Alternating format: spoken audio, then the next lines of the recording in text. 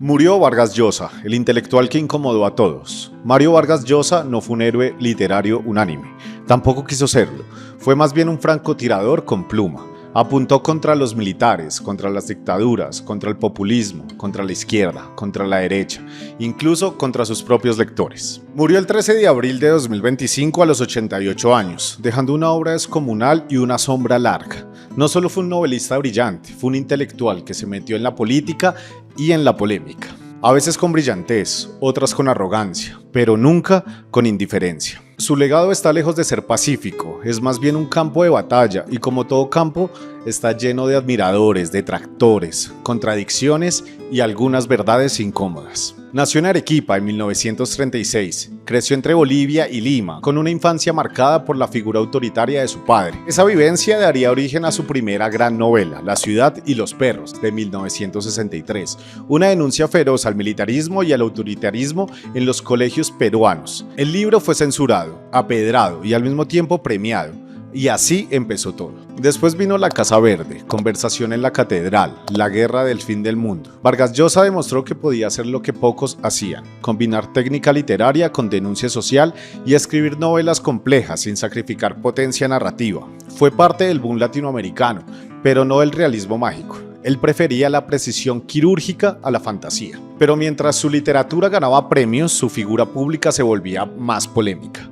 En su juventud defendió a Fidel Castro y celebró la Revolución Cubana. Pero a fines de los 70, luego del caso Padilla y las purgas intelectuales, dio un giro ideológico, abandonó la izquierda, abrazó el liberalismo clásico y se convirtió en un defensor feroz del libre mercado, la democracia liberal y la crítica a todos los regímenes autoritarios, de derecha o de izquierda. Ese cambio lo convirtió en blanco de críticas. Sus antiguos compañeros del boom lo acusaron de traidor, pero él no se detuvo. En 1990 se lanzó a la presidencia del Perú, perdió ante Alberto Fujimori, a quien luego denunció con igual vehemencia por su dictadura. Desde entonces Vargas Llosa fue más político que muchos políticos. Escribió columnas semanales, apoyó causas liberales, criticó gobiernos populistas y no dudó en tomar partidos en conflictos internacionales. Apoyó a Macron en Francia, a Piñera en Chile, a Keiko Fujimori en Perú, sí, la hija de quien lo derrotó. Fue quizás el único Nobel de la literatura que logró decepcionar a sus admiradores por sus ideas políticas, pero nunca pidió disculpas, nunca buscó consenso. El Premio Nobel de Literatura de 2010 es para el autor peruano Mario Vargas Llosa. En 2010 recibió el Premio Nobel de la Literatura.